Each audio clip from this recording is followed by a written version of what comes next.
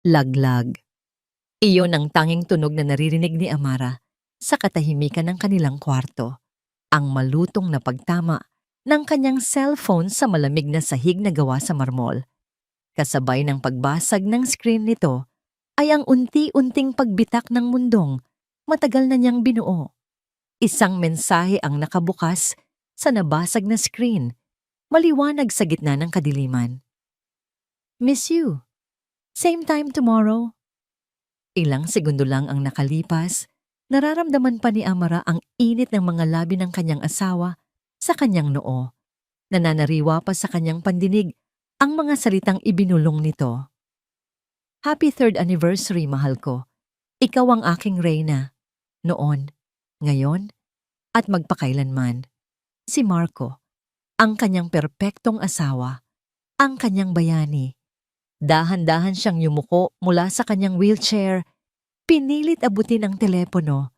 Nanginginig ang kanyang mga kamay. Bawat sulok ng nabasag na screen ay tila sumasalamin sa sakit na nagsisimulang kumalat sa kanyang dibdib. 3 taon. 3 taon na ang nakalipas mula nung araw na yon. Ang araw ng anibersaryo nila kung kailan nagbago ang lahat. Naaalala pa niya ang nakakasilaw na ilaw, ang nakabibinging tunog ng bumabaliktad na metal at ang matinding takot. At sa gitna ng lahat ng iyon, naaalala niya si Marco.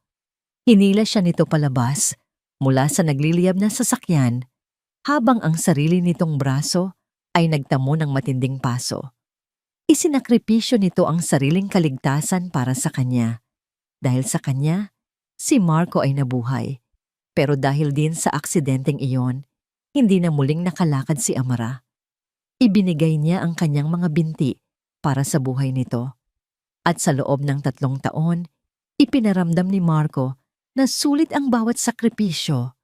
Binuhat siya nito araw-araw mula sa kama, papunta sa kanyang wheelchair. Pinapakain, pinapaliguan, inaalagaan na parang isang babasaging figurin.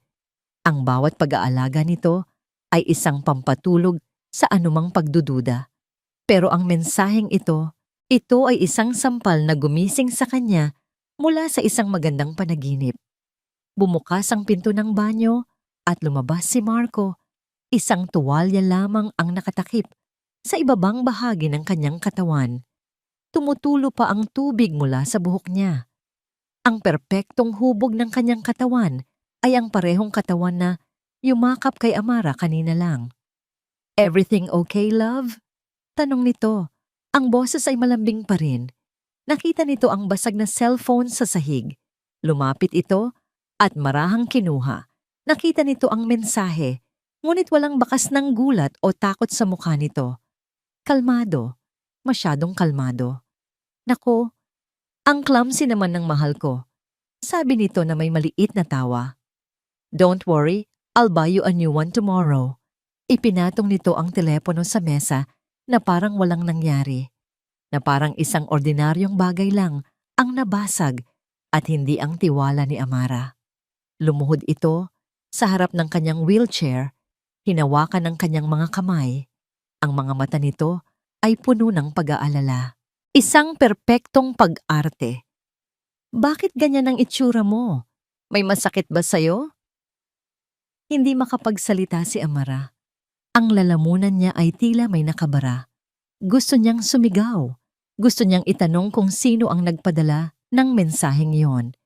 Ngunit natatakot siya sa sagot. Muli siyang binuhat ni Marco. Dahan-dahan at maingat, tulad ng dati. Inihiga siya nito sa kama. Inayos ang kanyang unan at kinumutan siya. Matulog ka na, my queen. Mahaba ang araw natin bukas. Bulong nito at hinalikan siya muli. Humiga ito sa tabi niya at niyakap siya mula sa likod. Ipinikit ni Marco ang kanyang mga mata at sa loob lang ng ilang minuto, narinig na ni Amara ang malalim at mahimbing nitong paghinga. Payapa, walang inaalala. Ngunit si Amara ay gising na gising. Habang nakayakap sa kanya ang lalaking pinakamamahal niya, may naamoy siyang kakaiba. Isang halimuyak na nanuot sa kuwelyo ng damit na isinuot ni Marco kanina sa kanilang hapunan. Biglang nanigas ang kanyang katawan. Hindi ito ang kanyang pabango. Hindi rin ito pabango ni Marco. Ito ay pabango ng isang babae. Matamis. Ngunit para kay Amara, ito ang amoy ng lason. Ang amoy ng kataksilan. Napapikit siya ng mariin. Ang imahe ng pagiging bayani ni Marco, ang pag-aalaga nito, ang matatamis na salita. Lahat ay nagsimulang gumuho. Napalitan ito ng isang nakakatakot na tanong. Isang tanong na gumuguhit sa bawat tibok ng kanyang pusong nagdurugo. Nakatulog ang kanyang asawa sa tabi niya. Ang hininga nito ay mainit sa kanyang batok. Ngunit para kay Amara, ang yakap na dating nagbibigay sa kanya ng seguridad ay naging isang malamig na hawla. Dahan-dahan niyang iminulat ang kanyang mga mata sa kadiliman ng silid. Sino ka talaga, Marco? Hindi nakatulog si Amara. Bawat hinga ni Marco sa kanyang tabi ay parang isang buga ng kasinungalingan. Ang bigat ng braso nitong nakayakap sa kanya ay hindi na nagbibigay ng kapanatagan, kundi isang paalala ng hawlang ginto kung nasaan siya. Kinabukasan, umakto si Marco na parang walang anumang nangyari. Masaya itong naghanda ng kanilang almusal, gaya ng dati. Ipinagtimpla siya nito ng kape, tamang-tama ang tamis. Pinag-isipan ko na ang bibilin kong bagong cellphone para sa'yo, love. Yung pinakabago para hindi ka na mahirapan. Sabi nito habang sinusubuan siya ng pagkain. Ngumiti lang si Amara, isang pilit na ngiti. Salamat, mahal. Nga pala, dagdag ni Marco, biglang nag-iba ang tono, naging mas seryoso. Kailangan kong lumipad pa Cebu mamayang hapon. Bigla ang meeting. May problema daw sa isa sa mga planta natin doon. Napatigil sa paginguya si Amara. Isang biglaang business trip, isang araw pagkatapos ng kanilang anibersaryo. Ganoon ba? Sinong kasama mo? Tanong niya. Sinubukang gawing natural ang kanyang boses. Bahagyang kumunot ang noo ni Marco, tila naiirita sa tanong. Mga board members lang. Huwag mo nang alalahanin. Isang araw lang naman ako doon. Hindi na umimik si Amara. Ngunit ang maikling inis na nakita niya sa mga mata ni Marco ay sapat na. Dati, ikinukwento nito ang lahat. Ngayon, may mga pader nang itinatayo sa pagitan nila. Matapos umalis ni Marco, isang nakabibinging katahimikan ang bumalot sa mansyon. Pakiramdam ni Amara ay unti-unti siyang nilalamon ng mga pader ng kanilang bahay. Tinawag niya ang kanilang kasambahay na matagal nang naninilbihan sa kanyang pamilya. Manangife, mahinang tawag niya. Po, Ma'am Amara? Sagot ng matanda. Lumapit ito sa kanyang wheelchair. Nag-aalangan si Amara. Hindi alam kung paano magsisimula. Manang, nitong mga nakaraang buwan, may napapansin po ba kayong kakaiba kay Sir Marco? Nakita ni Amara ang pag-aalinlangan sa mukha ni Manang Fe. Yumuko ito, umiiwas sa kanyang tingin. Naku ma'am, siguro po, pagod lang sa trabaho. Laging gabi na kung umuwi. Minsan, amoy alak. Ang simpleng sagot na yon ay isang kumpirmasyon. Kahit si Manang Fe ay may napapansin. Salamat po, Manang. Isang desisyon ang nabuo sa isip ni Amara. Hindi siya maaaring manatili lang dito, naghihintay na malunod sa sarili niyang mga pagdududa. Kailangan niyang malaman ang totoo. Manang, pakisabi po kay Mang Lito na ihanda ang van. Pupunta po ako sa opisina. Nagulat si Manang Fe. Pero ma'am, hindi po ba kayo dapat magpahinga? Kailangan ko lang pong lumabas, Manang. Saglit lang ako. Isang determinasyon ang bumalatay sa kanyang mukha. Isang bagay na matagal nang hindi nakikita ng matandang kasambahay. Habang tinatahak ng van ang daan, patungo sa Makati, nakatingin lang si Amara sa labas ng bintana. Ang Santiago Corporation, ang kumpanyang itinayo ng kanyang ama, mula sa wala, ang kanyang pamana. Ngayon, ito ay nasa kamay ni Marco. Pagdating niya sa lobby ng nagtataasang gusali, lahat ng empleyado ay napapatigil sa kanilang ginagawa. Ang kanilang mga mata ay puno ng gulat at ang iba, puno ng awa. Ang mga bulungan ay parang mga bubuyog na umuugong sa kanyang paligid. Si Ma'am Amara, bakit siya nandito? Kawawa naman siya. Binaliwala niya ang mga ito. Gamit ang kanyang mga kamay, pinatakbo niya ang gulong ng kanyang wheelchair patungo sa elevator na para lamang sa mga executive. Sa ika-40 palapag, kung nasaan ang opisina ng CEO, mas kaunti ang tao, ngunit mas matindi ang tensyon. Sinalubong siya ng sekretarya ni Marco na halatang nabigla sa kanyang pagdating.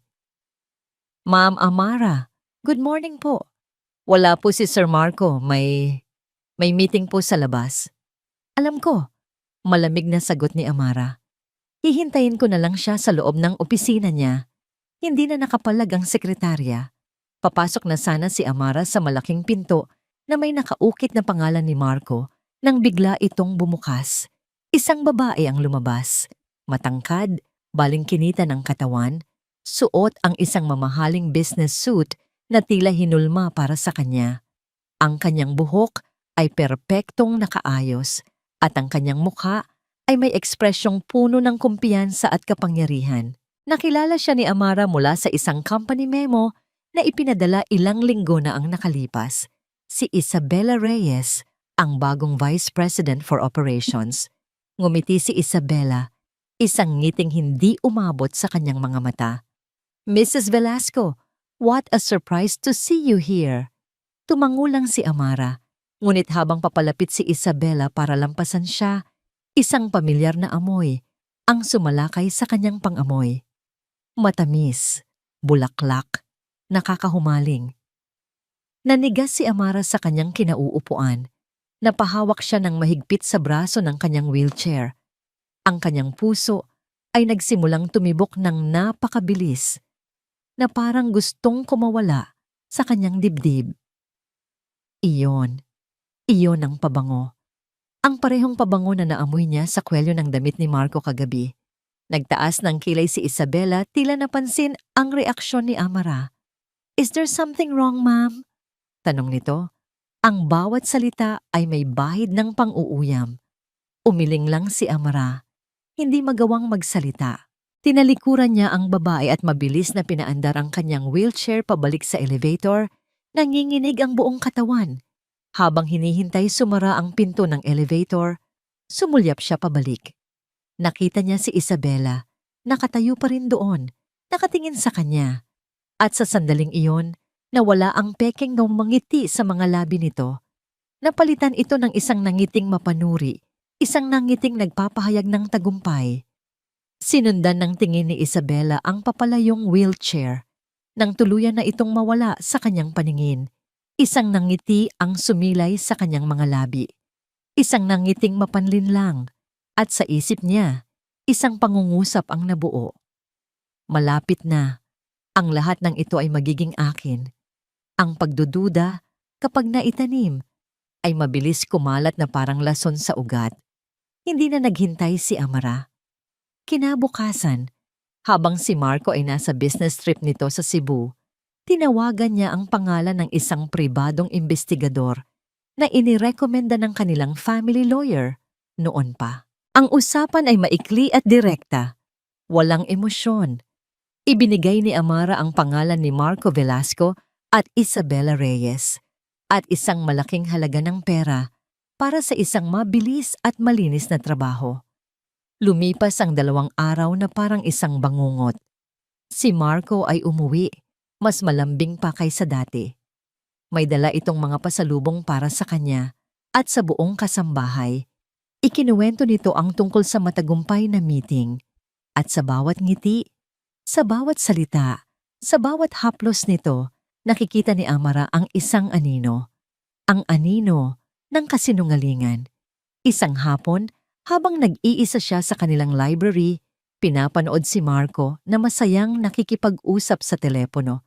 Sa hardin, may tumawag sa kanya. Ang investigador. May ipapadala po akong sobre sa inyo ngayon, ma'am. Nasa loob na po ang lahat ng kailangan ninyong malaman. Pagkatapos ng 1 oras, Isang mensahero ang dumating, dala ang isang simpleng brown na sobre, walang pangalan, walang marka. Ngunit para kay Amara, ito ang pinakamabigat na bagay na nahawakan niya sa buong buhay niya. Nanginginig ang kanyang mga kamay habang binubuksan ito. Ang puso niya ay dumadagundong sa kanyang dibdib. Bawat tibok ay isang pagsabog ng takot at sakit. Ang unang litrato. Magkayakap sila sa lobby ng isang mamahaling hotel sa Cebu. Ang ngiti sa mga labi ni Isabela ay puno ng pagmamay-ari habang nakasandal ito sa dibdib ni Marco. Ang pangalawa, magkahawak kamay na pumapasok sa elevator. Ang saya sa kanilang mga mukha ay hindi maitatago. Ang pangatlo, nasa isang restaurant, nagtatawanan. Sinusubuan ni Marco si Isabela. Isang eksenang para lamang sa mga magkasintahan. At ang panghuli, ang pinakamasakit sa lahat. Isang halik, isang marahas, at mapusok na halik sa ilalim ng sinag ng buwan sa isang balcony. Kitang-kita ang karagatan sa kanilang likuran. Nabitiwan ni Amara ang mga litrato. Isa-isa itong nahulog sa sahig.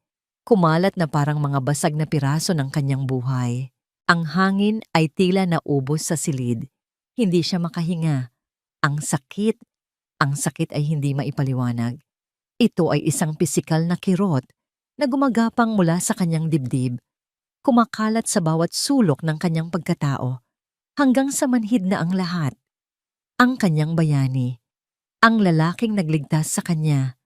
Ang lalaking minahal niya ng higit pa sa kanyang buhay. Siya pala ang pinakamalaking kasinungalingan. Hindi niya namalayan. Pinapatakbo na pala niya ang kanyang wheelchair, palabas ng library, palabas ng mansyon. Hindi niya alintana ang sigaw ni Mama ng Faye na tinatawag ang kanyang pangalan. Kasabay ng pagpatak ng mga luha, sa kanyang mga mata ay ang pagbuhos ng malakas na ulan. Basa, malamig, manhid. Nagpatuloy lang siya sa pag-andar sa gitna ng kalsada, walang patutunguhan. Ang mga busina ng sasakyan at ang lakas ng ulan ay nagsanib sa isang nakabibingging ingay. Pero wala siyang marinig. Ang tanging naririnig niya ay ang paulit-ulit na pagtibok ng kanyang basag na puso. Wala na siyang pakialam. Kung dito man siya magwawakas, marahil ay mas mabuti pa. Marahil ito na ang katapusan ng kanyang pagdurusa. Isang nakakasilaw na ilaw ang biglang tumama sa kanya. Isang kotse. Mabilis ang takbo. Narinig niya ang nakabibiminging pagpreno. Ipinikit niya ang kanyang mga mata. Hinintay ang pagtama. Ngunit sa halip na sakit, isang malakas na braso ang humila sa kanyang wheelchair. Ng buong lakas, itinatabi siya sa gilid ng kalsada, segundo bago dumaan ang humaharurot na sasakyan. Napadilat siya, nanginginig sa takot at sa lamig. Isang lalaki ang nakatayo sa kanyang harapan. Hawak ang isang itim na payong na sumasangga sa kanila mula sa malakas na ulan. Nakasuot ito ng mamahaling suit, ngunit ang kanyang mukha ay seryoso at puno ng pag-aalala. Hindi ito pamilyar sa kanya. Pero ang mga mata nito, may kung anong bigat at lalim ang mga iyon. Miss Santiago, sabi ng lalaki, ang boses ay malalim at kalmado sa gitna ng sigwa. You shouldn't be here. Let me take you to a safe place. Natigilan si Amara. Ang kanyang pag-iisip ay nababalot ng gulo. Paano? Paano nalaman ng estrangherong ito ang kanyang pangalan? Hindi siya nito tinawag na Mrs. Velasco. Tinawag siya nito sa kanyang pagkadalaga. Nag-angat siya ng tingin. Ang mga mata ay puno ng luha at pagkalito. Sa kabila ng bumabagsak na ulan at ng gumuguhong mundo, isang tanong lang ang namutawi sa kanyang mga labi. Sino ka? Dinala siya ng lalaki sa isang maliit at tahimik na coffee shop na nakatago sa isang eskinita sa Legazpi Village, malayo sa mata ng mga tao. Ipinuwesto nito ang kanyang wheelchair sa isang sulok at agad na nag-utos sa waiter ng mainit na tsokolate at isang makapal na kumot para sa kanya. Hindi ito nagsalita habang nanginginig siyang sumisimsim sa mainit na inumin. Hinintay siya nitong kumalma. Ang katahimikan nito ay hindi nakakailang, bagkus ay nagbibigay ng espasyo para muling huminga si Amara. Miguel de la Cruz. Pagpapakilala nito nang sa wakas ay nag-angat siya ng tingin. Ako ang CEO ng De La Cruz Holdings. Tumango si Amara. Kilala niya ang pangalan. Isa ito sa mga pinakamalaking korporasyon sa bansa. Isang kakumpetensya ng Santiago Corp. Pero ano ang kinalaman nito sa kanya? Bakit? Bakit mo ako tinutulungan? Hirap niyang tanong. Dahil may malaki akong utang na loob sa pamilya mo, Miss Santiago. Sagot ni Miguel. Ang kanyang boses ay puno ng respeto. Noong panahong halos malugi na ang negosyo ng aking ama, noong halos wala na kaming matirhan, si Don Ricardo, ang iyong ama, ang nag-iisang taong tumulong sa amin. Ibinangon niya kami mula sa pagkalugmok ng walang hinihinging kapalit. Natigilan si Amara. Naaalala niya ang mga kwento ng kanyang ama tungkol sa pagtulong sa mga kaibigan, ngunit hindi niya alam ang detalye ng isang ito. Ipinangako ko sa sarili ko na balang araw, susuklian ko ang kabutihan niya. Pagpapatuloy ni Miguel, kaya't nang malaman kong ikakasal ka kay Marco Velasco, isang lalaking may kaduda-dudang reputasyon sa mundo ng negosyo, sinimulan kitang subaybayan mula sa malayo para masigurong nasa mabuting kalagayan ka. Inilapag ni Miguel ang isang manipis na folder sa mesa. Dahan-dahan niya itong itinulak palapit kay Amara. Ang pagtataksil niya sa'yo ay maliit na bagay lamang kumpara sa mas malaki niyang kasalanan. Binuksan ni Amara ang folder. Ang laman nito ay hindi mga litrato, kundi mga financial statements, mga dokumento ng mga kumpanyang hindi niya kilala, at mga flowchart na nagpapakita ng pagdaloy ng pera. Ano to?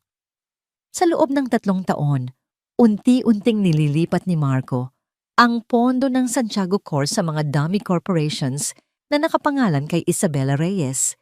Paliwanag ni Miguel, tinuturo ang mga numero. He's not just cheating on you, Amara. He's bleeding your father's company dry. He is stealing your legacy right under your nose. Bawat salita ni Miguel ay parang isang suntok sa sikmura ni Amara. Ang sakit ng pagtataksil ay napalitan ng isang umalab na galit. Ang kanyang ama. Ang pinaghirapan nito, winawaldas lang ng isang ahas na pinatuloy niya sa kanyang buhay. I can help you, alok ni Miguel. May sapat akong ebidensya para idiin siya. We can expose him, take back your company, and make him pay for everything. Ngunit sa kabila ng galit, nandoon pa rin ang takot. Paano? Paano ko siya lalabanan? Nasa kanya ang lahat. Kontrolado niya ang kumpanya, ang pera, ang buhay ko. Napayuko si Amara, ang mga luha ng kawalan ng pag-asa ay muling namuo sa kanyang mga mata. Isa lang akong lumpo na nakakulong sa sarili kong bahay. Hinawakan ni Miguel ang folder at isinara ito. Ang kanyang mga mata ay matalim na nakatitig kay Amara. Your father didn't build an empire for a snake to swallow, mariin niyang sabi. You are not just a woman in a wheelchair, Amara. You are a Santiago. It's time you remember that. Ang mga salitang yon ang gumising sa isang bagay na matagal nang natutulog sa loob ni Amara, ang tapang, ang dugo ng isang Santiago. Nagpunas siya ng luha, nag-angat siya ng tingin, at sa pagkakataong ito, wala nang bakas ng takot sa kanyang mga mata. Napalitan ito ng isang malamig at matigas na determinasyon. Anong kailangan kong gawin? Nakahinga ng maluwag si Miguel, isang bahagyang ngiti ang sumilay sa kanyang mga labi. For now, you do nothing. Umuwi ka sa bahay, at kapag kaharap mo si Marco, you will be the same loving, naive, and helpless wife he has always known. You will act perfectly. You will make him believe he is still in control. Sa biyahe pa uwi, tahimik lang si Amara. Ang ulan ay tumila na, at ang isip niya ay kasing linaw na ng langit pagkatapos ng bagyo. Pagpasok niya sa bahay, Sinalubong siya ng isang nag-aalalang Marco, ang galing umarte. Amara, Diyos ko, saan ka galing? Halos mabaliw ako sa pag-aalala sa'yo. Sigaw nito agad siyang nilapitan at sinimulan ni Amara ang pinakamagaling na pag-arte ng kanyang buhay. Umiyak siya. Patawarin mo ako, Marco, sabi niya sa nanginginig na boses. Naguguluhan lang ako. Natakot ako. Akala ko may problema tayo, pero mali ako. Ikaw lang ang meron ako. Huwag mo akong iiwan. Niyakap siya ni Marco ng mahigpit. Shh! Hindi kita iiwan. Hinding-hindi. Bulong nito, puno ng kasinungalingan. Nandito lang ako palagi para sa'yo. Habang nakayakap ito sa kanya, naramdaman ni Marco ang panalo. Ang kawawang Amara. Madali itong nauto. Ang maliit na pagdududa nito ay agad niyang napatahimik. Ang lahat ay bumabalik sa dati. Ang lahat ay ayon sa kanyang plano. Ngunit sa loob ng yakap na yon, ipinikit ni Amara ang kanyang mga mata. Hindi niya naramdaman ang init, kundi ang lamig ng bakal. Ang kanyang kamay, na hindi nakikita ni Marco, ay dahan-dahang nag-uumapay sa isang kamao. Sa isip niya, isang pangako ang binitiwan. Magsisimula na ang palabas. Pamakuno, Dahuang Tanchungbon, POV, Amara Santiago. Bangko mo kapangyarihan. Ito ang unang pumapasok sa isip ni Marco Velasco habang pinagmamasdan niya ang mga miyembro ng board sa malaking conference table. Ang mga dati matataas na opisyal na sunod-sunuran noon kay Don Ricardo Santiago ay ngayon mga maamong tupa na nakikinig sa bawat salita niya. Ang kanyang salita, ang batas sa loob ng silid na ito. Ang proposal na ito ang mag-aangat sa Santiago Corporation sa susunod na level. Deklara niya, ang boses ay puno ng autoridad na matagal niyang pinangarap. I expect your full cooperation. Walang tumutol. Tanging mga tango at papuri lamang ang kanyang natanggap. Ngumiti si Marco sa kanyang isipan. Mga mangmang. Hindi nila alam na ang susunod na level na tinutukoy niya ay ang paglipat ng yaman ng kumpanya sa sarili niyang mga bulsa. Perpekto ang takbo ng lahat. Ang kumpanya ay nasa kanyang mga kamay. Ang mga empleyado ay sumasamba sa kanya. At ang asawa niya, naalala niya ang itsura ni Amara ilang gabi na ang nakalipas. Umiiyak, nanghihina, nagmamakaawa na huwag siyang iwan. Napangisi si Marco. Isang maliit na pagdududa lang ay nagawa na nitong tumakbo pabalik sa kanya. Sa kanyang tagapagligtas. Napakadaling basahin, napakadaling paikutin. Si Amara ang kanyang pinakamahalagang alas, isang magandang tropeo na lumpo, isang simbolo ng kanyang kabayanihan, at higit sa lahat, ang susi sa hindi maubos na yaman. Pagkatapos ng meeting, hindi siya umuwi. Dumiretso siya sa isang penthouse unit sa Rockwell, isang lugar na hindi alam ni Amara na umiral. Pagbukas niya ng pinto, isang pamilyar na halimuyak ang sumalubong sa kanya. Sinalubong siya ni Isabela, suot lamang ang isang sedang roba, isang baso ng alak ang hawak. How was your meeting, Mr. CEO? Malambing nitong tanong, bago siya hinalikan ng mapusok. Ito ang gusto niya. Isang babaeng kapantay niya sa ambisyon. Isang babaeng hindi umiiyak o nangangailangan ng kalinga, kundi isang kasosyo sa krimen. Everything is under control, sagot ni Marco. Hinapit ang baywang ni Isabela. Amara is back to being my devoted little wife. Good, sabi ni Isabela. Lumayo ito ng bahagya at umupo sa sofa. Ipinagkrus ang kanyang mahahabang binti. Because it's time for the final act. We can't wait forever, Marco. Habang nasa pangalan pa rin niya ang mayorya ng shares, delikado tayo. Sumimsim si Marco sa alak. Ano ang nasa isip mo? Isang mapanlinlang ng ngiti ang gumuhit sa mga labi ni Isabela. Kailangan nating patunayan na hindi na niya kayang magpatakbo ng kumpanya at hindi lang sa pisikal na aspeto. Go on, sabi ni Marco interesado. The accident, her depression, her recent paranoia. Dahan-dahang paliwanag ni Isabella na parang isang ahas na bumubulong. Isn't it the perfect story? Isang asawang nag-aalala para sa kalusugan ng pag-iisip ng kanyang mahal na asawa. We will use the clause in her father's will.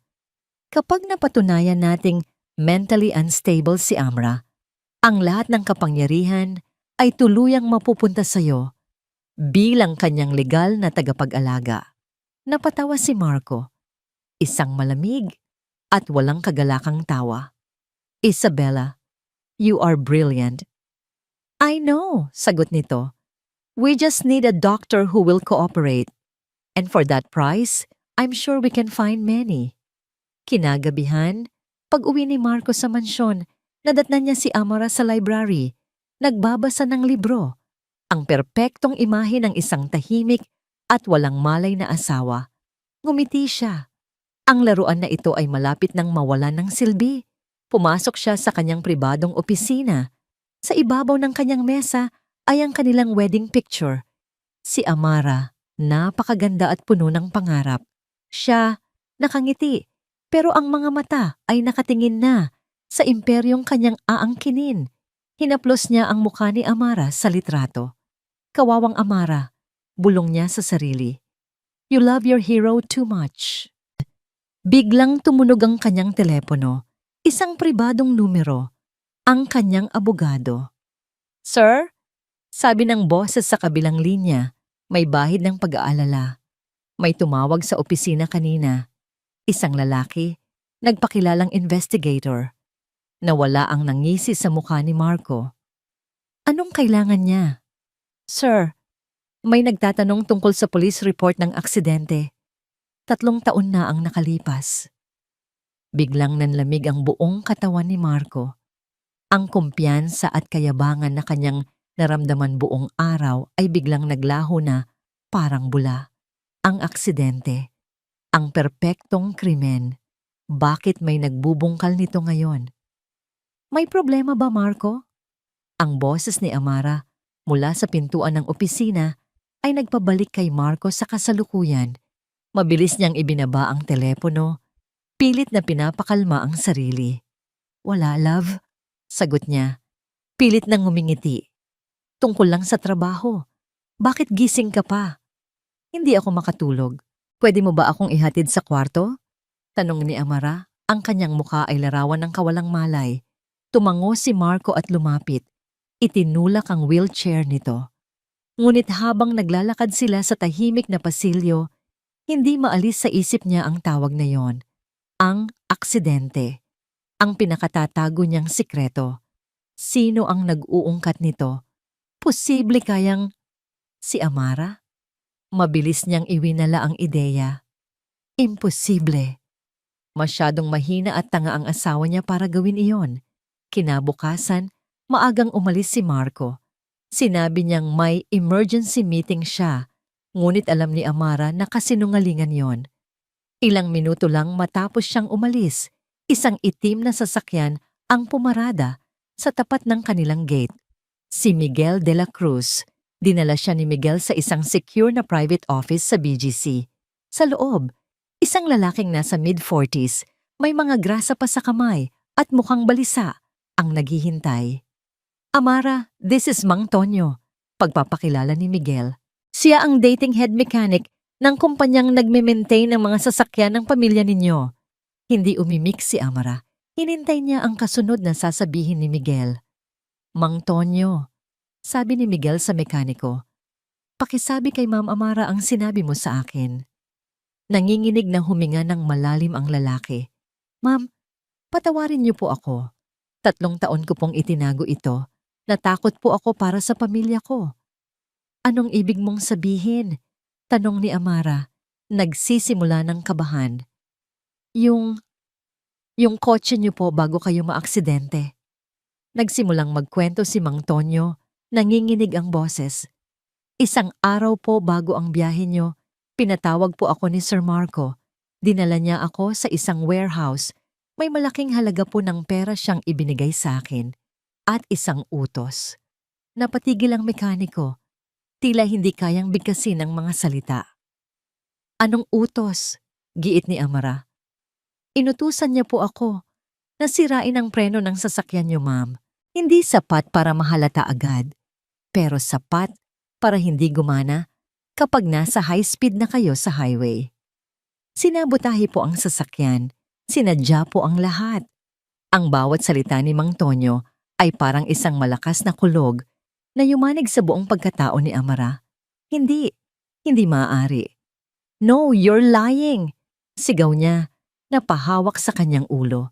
He saved me! Iniligtas niya ako. Nakita ko. Inilapag ni Miguel ang isang technical report sa harap niya. Pinahanap ko ang wreckage ng kotse Amara. Ipinasuri ko sa mga pinakamagaling na eksperto. The brake lines were deliberately tampered with. May ginamit na chemical para unti-unting sirain ito. It wasn't an accident. It was a premeditated plan. Biglang nag-flashback sa isip ni Amara ang lahat. Ang kakaibang nangiti ni Marco bago sila sumakay sa kotse. Ang biglaang pagpreno nito sa gitna ng highway nang walang dahilan. Ang pagkakataong halos hindi siya nagalusan habang siya ay halos mamatay. Ang pagliligtas sa kanya, hindi iyon kabayanihan, iyon. Iyon ay bahagi ng plano. Ang bayani niya ay ang parehong taong sumubok na patayin siya. Gusto niyang iligtas siya, hindi para mabuhay siya, kundi para maging isang bayani sa mata ng lahat, para makuha ang simpatya ng mundo, para makontrol ang kanyang buhay, ang kanyang pera, habang siya ay nakaratay at walang magawa. Ang pagkalumpo niya, hindi ito isang masaklap na kapalaran. Ito ang perpektong resulta para sa kanya. Demonyo!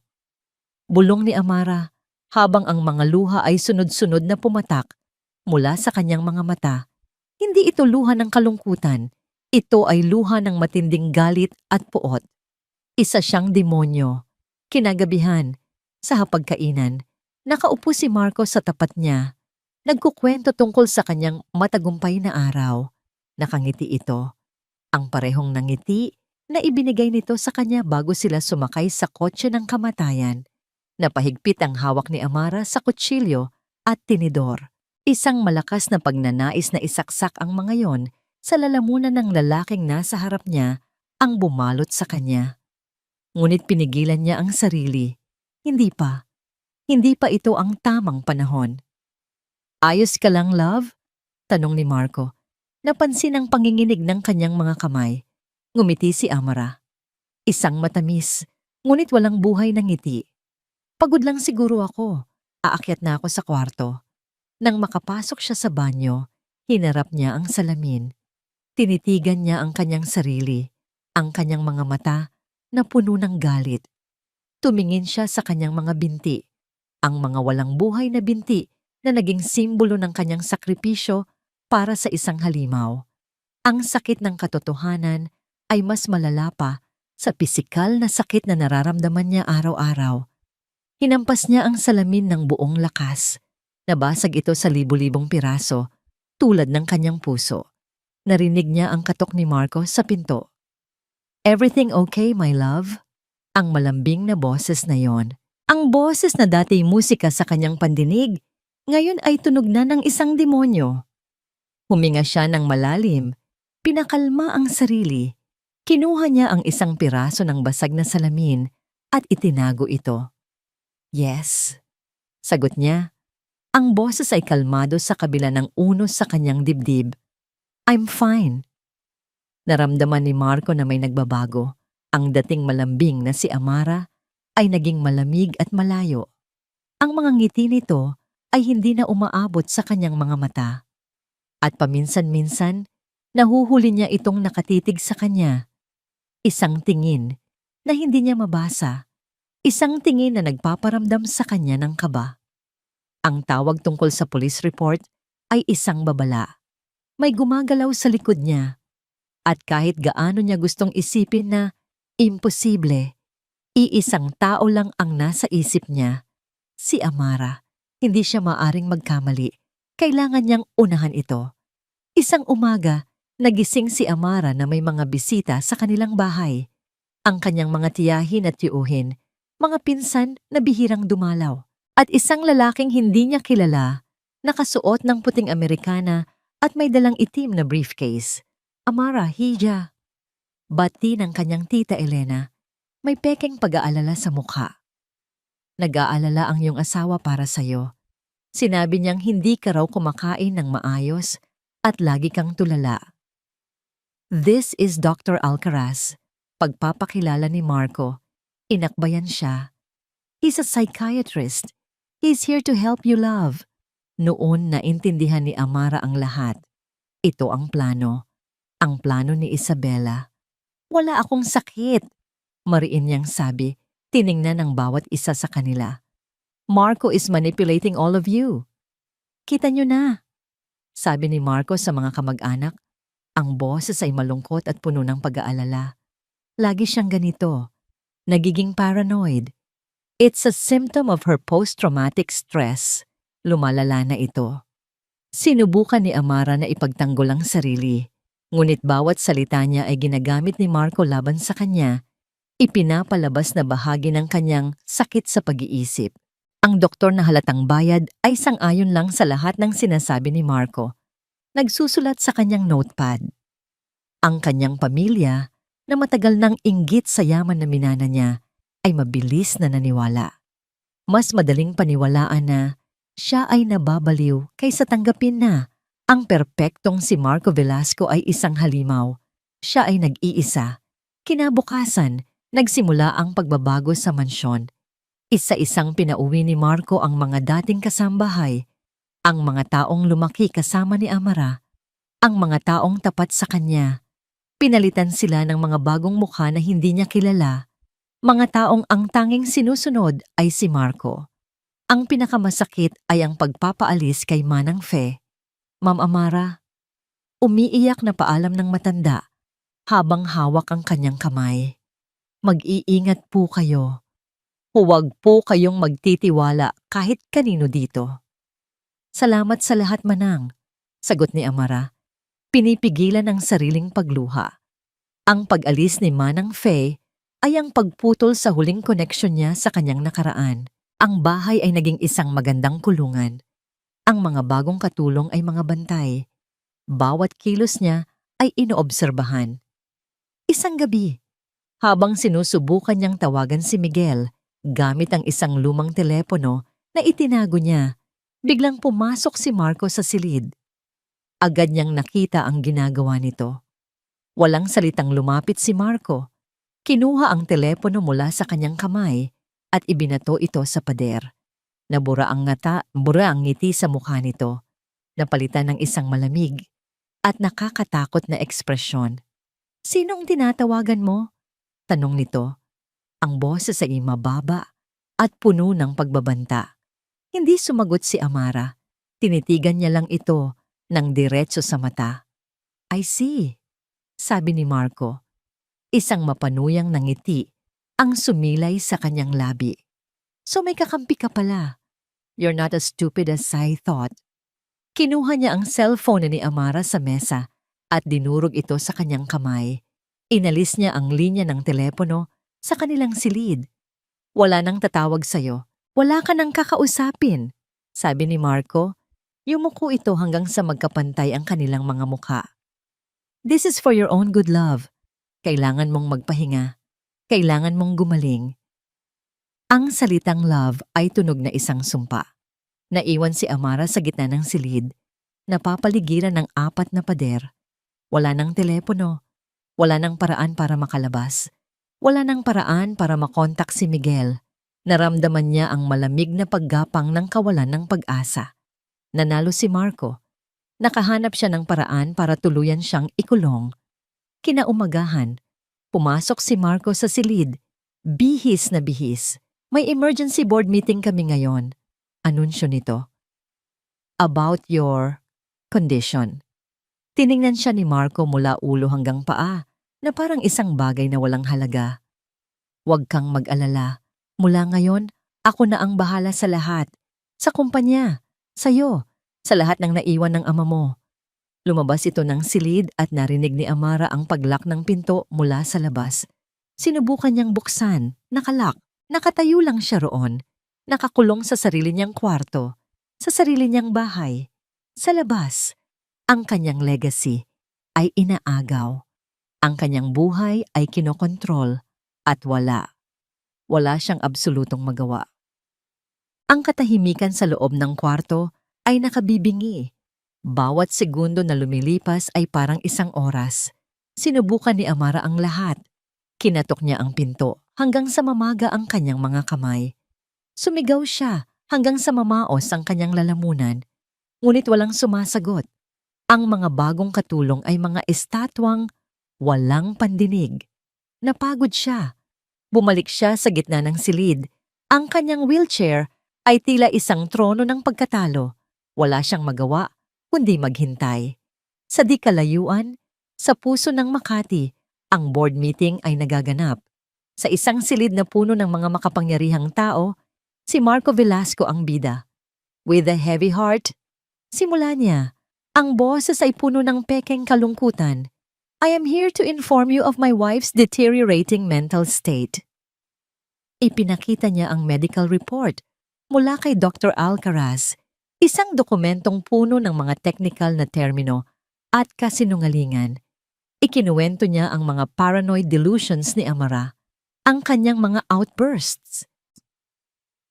Lahat ay maingat na binalangkas para palabasin siyang isang biktima, isang nag-aalalang asawa na walang ibang hangad kundi ang kapakanan ng kanyang minamahal. Ang mga miyembro ng board na karamihan ay nabigyan na ni Marco ng malaking bonus ay agad na nagpakita ng kanilang simpatya. This is truly heartbreaking, Mr. Velasco. You are a good husband, Marco. What can we do to help? Ang huling habilin ni Don Ricardo ay malinaw. Sabi ni Marco, inilabas ang isang kopya ng diwa. Sa pagkakataong hindi na kaya ni Amara na pamunuan ang kumpanya dahil sa kanyang kalusugan, ang kanyang asawa ang magkakaroon ng buong kapangyarihan para pangalagaan ang kanyang interes. Ito na ang sandaling hinihintay niya. Ang dulo ng kanyang laro. Isang mabilis na botohan ang naganap. Ang resulta ay unanimous. Ang buong kapangyarihan ng Santiago Corporation ay formal nang inilipat kay Marco Velasco. Sa mansyon, binuksan ng isang katulong ang TV sa sala, sapat na lakas para marinig ni Amara mula sa kanyang silid. Isang business news channel at narinig niya ang kanyang pangalan. Biglang lumitaw sa screen ang mukha ni Marco, nagsasalita sa harap ng napakaraming reporter sa isang press conference. Sa tabi nito, nakatayo si Isabella Reyes. Ang kanyang mukha ay seryoso, ngunit sa kanyang mga mata ay may kislap ng tagumpay. Ang hari at ang kanyang reyna. Bilang bagong tagapamahala ng Santiago Corporation, pahayag ni Marco, sisiguraduhin kong mananatiling matatag ang kumpanya habang ang aking asawa, si Amara, ay nagpapagaling. This is a private family matter and we ask for your prayers and respect. Napatulala si Amara. Ang mga salitang yon ay ang huling pako sa kanyang kabaong. Nawala na ang lahat. Ang kumpanya ng kanyang ama, ang kanyang mana, ang kanyang pangalan, ang kanyang kalayaan. Lahat ay kinuha sa kanya. At ang buong mundo ay pumapalakpak pa sa magnanakaw. Pinupuri ito sa kanyang kabutihan. Tumingin siya sa paligid ng kwarto. Ang magandang silid na ito, puno ng mga mamahaling gamit, ay hindi na niya tahanan. Isa na itong selda. Tumingin siya sa bintana, sa asul na langit sa labas. Isang kalayaang hindi na niya abot. Napayuko siya. Walang luhang lumabas. Tanging isang nakakabinging kahungkagan ang natira. Ang pakiramdam ng lubos na pagkatalo. Talo siya sa laro. At ngayon, siya ay isang bihag na walang halaga. Isinandal niya ang kanyang ulo sa malamig na salamin ng bintana. Ipinikit ang kanyang mga mata. Marahil, ito na talaga ang katapusan. Marahil ay mas mabuti pang sumuko na lang. Ngunit sa gitna ng kanyang pag-iisip, isang mahinang tunog ang kanyang narinig. Tik! Isang tunog mula sa bintana. Iminulat niya ang kanyang mga mata. Nagtataka. Tik! Muli, isang maliit na bato ang tumama sa salamin. Dahan-dahan siyang gumilid para tingnan kung ano yon. Mula sa kanyang bintana sa ikalawang palapag, tanaw niya ang malawak na hardin sa likod ng bahay. At doon, sa ilalim ng isang malaking puno ng akasya, nakatayo ang isang lalaki. Si Miguel de la Cruz. Nakatingin ito diretso sa kanya. Walang gulat. Walang awa. Tanging isang matigas na determinasyon ang nasa kanyang mga mata. Itinaas ni Miguel ang kanyang cellphone sa tapat ng kanyang tainga, isang senyas. Isang paalala. Biglang naalala ni Amara. Ang tablet. Ang tablet na ibinigay sa kanya ni Miguel noon na may sariling internet connection. Itinago niya ito sa ilalim ng kutsyon para sa isang emergency. At ito na ang emergency na yon. Habang nakatingin sa lalaking hindi sumuko sa kanya, isang maliit na kislap ng apoy ang muling nagliyab sa loob ng kanyang nanlalamig na puso. Hindi pa tapos ang laban. Mabilis na kumilos si Amara. Sa sandaling umalis si Miguel sa hardin, hinintay niya ang pagkakataong pumasok ang isang katulong para magdala ng kanyang hapunan. Nang nakatalikod ito, kinuha niya ang tablet mula sa ilalim ng kutsyon at itinago ito sa ilalim ng kanyang kumot. Nang gabing iyon, sa kadiliman ng kanyang silid, binuksan niya ang aparato. Agad na pumasok ang isang video call. Ang mukha ni Miguel ang bumungad sa kanya. Seryoso at nakatutok. Amara, are you okay? Iyon ang unang tanong nito. Tumango si Amara, ngunit ang kanyang mga mata ay nagsasabi ng ibang kwento. Nakuha na niya ang lahat, Miguel. The company, my assets, everything. Natalo na ako. Hindi, mariing sagot ni Miguel. Hindi pa. Ngayon pa lang tayo magsisimula. Nakuha niya ang kumpanya, oo. Pero hawak natin ang isang bagay na mas makapangyarihan. Ang katotohanan. May ipinakitang video si Miguel sa kanya. Isang lalaking nakayuko. Ang muka ay puno ng takot. Si Mang Tonyo, ang mekaniko. Inamin ko na po ang lahat, sabi ni Mang Tonyo sa video. Si Sir Marco Velasco po ang nag-utos sa akin na sirain ang preno ng sasakyan ni Ma'am Amara Santiago. He confessed everything, sabi ni Miguel. At nasa kustodya na siya ng mga tauhan ko. Ligtas siya at ang pamilya niya. Handa siyang tumestigo. Isang bigat ang nabawas sa dibdib ni Amara. Iyon ang unang ebidensya. Pero may mas maganda pa akong balita, dagdag ni Miguel. Naalala mo ba si Attorney Benitez, ang family lawyer ninyo na tumalikod sa'yo? Tumango si Amara. Ang pagtataksil ng abogadong pinagkakatiwalaan ng kanyang ama ay isa sa mga pinakamasakit na dagok. Alam kong hindi siya masamang tao, kaya nagbakasakali ako, sabi ni Miguel. Bago ang huling meeting nila, binigyan ko siya ng isang regalo, isang mamahaling ballpen. Ang hindi niya alam, may high-grade audio recording device sa loob nito. Nag-play si Miguel ng isang audio file. Narinig ni Amara ang boses ni Marco, malinaw na malinaw. Siguraduhin mong lahat ng dokumento ay pabor sa akin, Benitez. Bayad ka ng malaki para dito. Sumunod ang boses ni Isabela. At yung medical records, make sure it's convincing.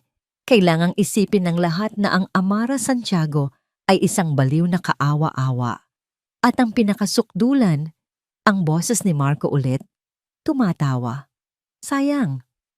Dapat pala tinuluyan ko na lang siya sa aksidente. Mas naging madali sana ang lahat. Napapikit si Amara. Ang bawat salita ay parang asido na sumusunog sa kanyang pandinig. Ang kasamaan nila ay walang hangganan. Ngunit kasabay ng sakit ay ang pag-agos ng isang bagong lakas sa kanyang mga ugat. Ang galit. Ang purong galit na nagbigay sa kanya ng enerhiya. Hindi na siya ang biktimang umiiyak. Ngayon, isa na siyang mandirigmang uhaw sa hustisya.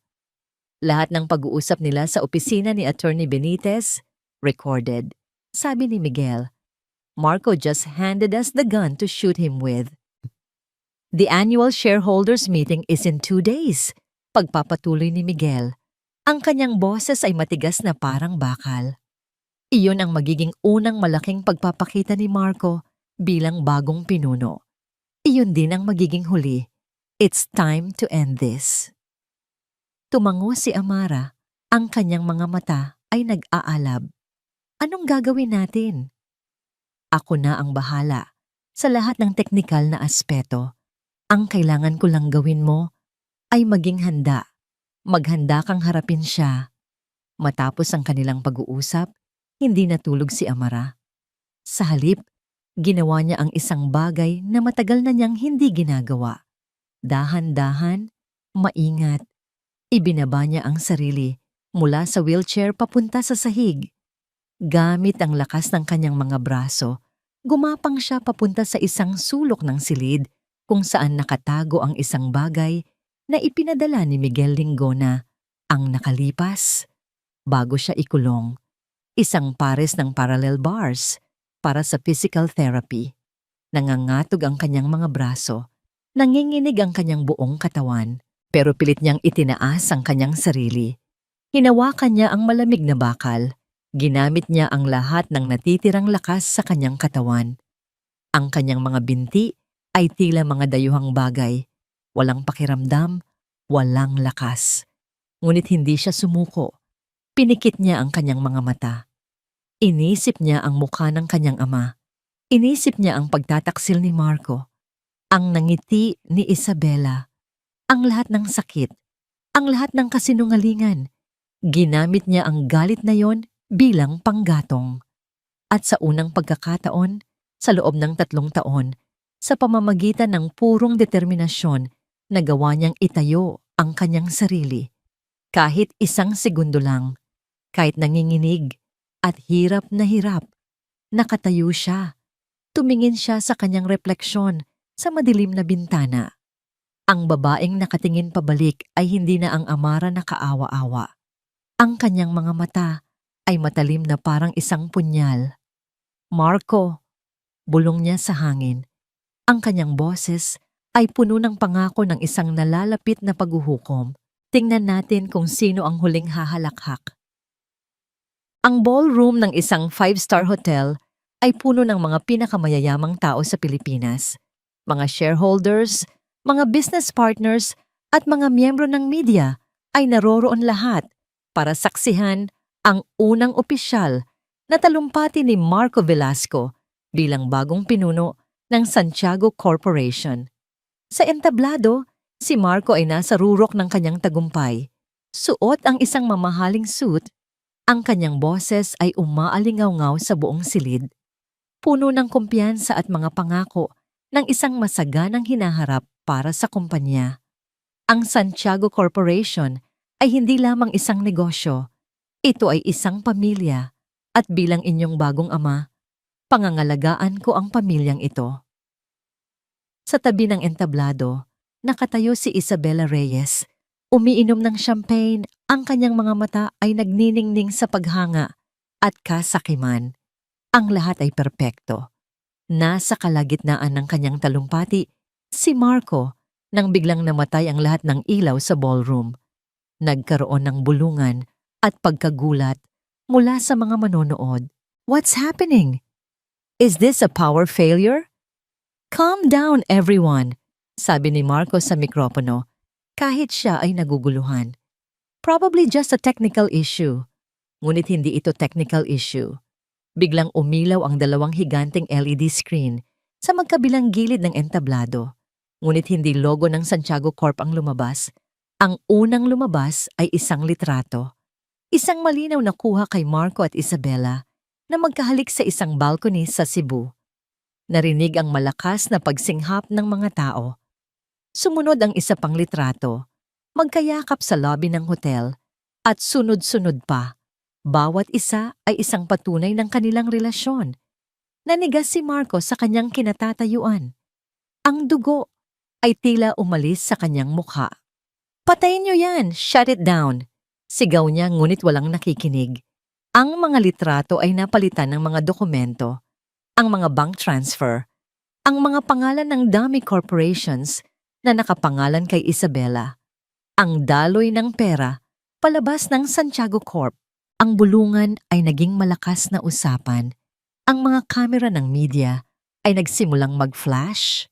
Nakatutok lahat sa nagpapanik na si Marco at sa namumutlang si Isabela. At pagkatapos, isang video ang nagplay. Si Mang Tonyo, ang mekaniko, umiiyak habang ikinukwento ang bawat detalye ng utos ni Marco na sirain ang preno ng sasakyan. Ang huling ebidensya ay ang pinakamabigat. Isang audio recording. Ang boses ni Marco, malinaw na malinaw. Tumatawa. Sayang, dapat pala tinuluyan ko na lang siya sa aksidente. Mas naging madali sana ang lahat. Kung kanina ay usapan, ngayon ay isang nakabibinging katahimikan ang bumalot sa buong ballroom.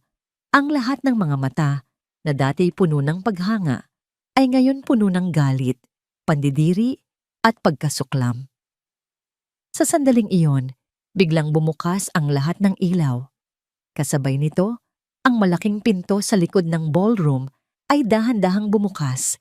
Isang figura ang lumitaw. Isang babae, nakatayo. Dahan-dahan itong naglakad papasok. Bawat hakbang ay nanginginig, hindi perpekto, ngunit puno ng determinasyon. Nakasuot ito ng isang simpleng puting bestida na lalong nagpatingkad sa lakas na bumabalot sa kanya. Sa kanyang tabi, umaalalay ay si Miguel de la Cruz, si Amara Santiago. Ang buong atensyon ng lahat ay napunta sa kanya. Ang mga kamera ay mabilis na lumipat mula kay Marco papunta sa kanya. Bawat hakbang niya palapit sa entablado ay parang isang malakas na dagok sa pagkatao ni Marco. Ang babaeng sinabi niyang lumpo, ang babaeng sinabi niyang baliw, ay narito, naglalakad, at sa kanyang mga mata ay ang apoy ng isang phoenix na muling nabuhay mula sa abo. Natulala si Marco, hindi ito makapaniwala sa kanyang nakikita. Amara? Tumigil si Amara sa harap mismo ng entablado. Ilang talampakan lang ang layo mula sa lalaking sumira ng kanyang buhay. Tumingin siya rito, hindi na may pagmamahal o sakit, kundi may malamig na pagwawakas. Tapos na ang laro, Marco, sabi niya. Ang kanyang boses ay kalmado ngunit matatag. Sapat na para marinig ng lahat. It's over. Kasabay ng mga salitang yon, pumasok ang mga pulis sa ballroom. Mabilis nilang nilapitan ang entablado. Marco Velasco, Isabela Reyes, you are under arrest for conspiracy to commit murder and large-scale fraud. Nagsimulang magwala si Marco. Hindi, kasinungalingan lahat yan. Frame up to. Pinusasan ng mga pulis ang kanyang mga kamay. Habang dinadala siya palayo, ang kanyang mga mata ay puno ng galit na nakatutok kay Amara. Hindi ka magiging masaya, Amara. Sigaw niya, ang kanyang huling pagbabanta. You will never be happy. Bago pa man makasagot si Amara, humakbang si Miguel. Hinarangan siya mula sa tingin ni Marco. Tinitigan niya si Marco ng diretso sa mata. She already is. Lumipas ang 6 na buwan. Ang balita tungkol sa Santiago scandal, gaya ng tawag dito ng media, ay unti-unting humupa. Si Marco Velasco at Isabela Reyes ay napatunayang nagkasala sa lahat ng akusasyon laban sa kanila. Nahatulan sila ng habambuhay na pagkakakulong, isang parusang katumbas ng mga buhay na sinubukan nilang sirain. Ang Santiago Corporation, sa ilalim ng bagong pamumuno ni Amara Santiago, ay dahan-dahang bumabangon. Sa tulong ni Miguel de la Cruz bilang tagapayo, nilinis ni Amara ang kumpanya. Tinanggal niya ang mga taong naging kasabwat ni Marco at pinalitan sila ng mga taong may integridad. Ang unang board meeting na pinamunuan niya ay isang makasaysayang sandali. Pumasok siya sa silid, hindi naka-wheelchair, kundi naglalakad ng may kumpiyansa. Ang kanyang presensya ay nag-utos ng respeto. Wala nang bahid ng awa sa tingin ng mga tao. Tanging paghanga. Ang kanyang pamilya na tumalikod sa kanya ay paulit-ulit na humingi ng tawad. Pinatawad niya sila, hindi dahil karapat-dapat sila, kundi para sa sarili niyang kapayapaan. Ngunit ang tiwala ay isang bagay na hindi na maibabalik pa. Isang hapon, Habang papalubog ang araw, nakatayo si Amara sa dalampasigan ng isang pribadong resort sa Palawan. Ang kanyang mga paa ay nakabaon sa puting buhangin. Bawat hampas ng alon sa kanyang mga paa ay isang paalala na kaya na niyang tumayo muli sa sarili niyang lakas. Hindi pa perpekto ang kanyang paglalakad at marahil hindi na ito maibabalik sa dati. Ngunit hindi na yun mahalaga. Ang mahalaga ay nakakatayo siya, nakakalakad siya, malaya siya. Naramdaman niya ang isang presensya sa kanyang tabi. Hindi niya kailangang lumingon para malaman kung sino ito. Ang ganda ng paglubog ng araw, sabi ni Miguel. Tumayo ito sa tabi niya. Oo, sagot ni Amara. Isang tunay na ngiti ang sumilay sa kanyang mga labi. Parang isang pangako na kahit gaano kadilim ang gabi, palaging may pag-asang dala ang umaga. Sa loob ng 6 na buwan, si Miguel ay hindi umalis sa kanyang tabi. Hindi bilang isang tagapagtanggol, kundi bilang isang kaibigan, isang karamay. Tinulungan niya si Amara na buuin muli hindi lang ang kanyang kumpanya, kundi pati na rin ang kanyang sarili. Walang pilitan, walang mga matatamis na salita.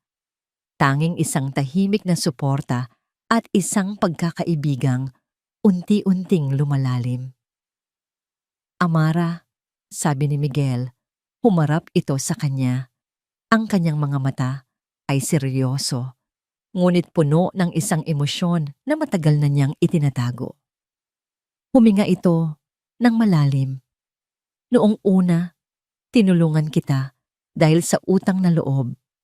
Pagkatapos, tinulungan kita dahil gusto kong makamit mo ang hustisya. Pero ngayon, dahan-dahan itong lumuhod sa buhanginan, ngunit wala itong hawak na singsing. Ngayon, gusto kong manatili sa tabi mo dahil hindi ko na maisip ang buhay ko nang wala ka. Hindi ko hinihiling ang kamay mo sa kasal. Hindi ko hinihiling ang pag-ibig mo agad-agad. Tumingin ito sa kanya ng diretso. Hayaan mo akong maglakad kasama mo, Amara. Hindi sa likod mo, hindi sa harap mo, kundi sa tabi mo. Palagi. Ang alon ay humahampas sa kanilang mga paa. Ang hangin ay marahang dumadampi sa kanilang mga mukha. At sa mga mata ni Miguel, nakita ni Amara ang isang pag-ibig na tahimik, matiyaga, at totoo. Isang pag-ibig na hindi nang aangkin, kundi nag-aalay. Isang pag-ibig na hindi kumukuha, kundi nagbibigay. Ang mga luhang pumatak mula sa mga mata ni Amara ay hindi na luha ng sakit o galit. Ito ay luha ng pasasalamat at kaligayahan. Itinayo niya si Miguel. Hinawakan niya ang mga kamay nito. Oo, bulong niya. Ang kanyang boses ay halos hindi marinig sa ihip ng hangin. Ngunit narinig ito ni Miguel. Niyakap nila ang isa't isa. Isang yakap na puno ng mga nasirang nakaraan at mga pangako ng isang bagong simula. Habang pinapanood nila ang araw na tuluyang lumubog sa abot-tanaw, alam ni Amara na ang kwento niya ay hindi nagtatapos dito. Sa katunayan, ito ay nagsisimula pa lamang.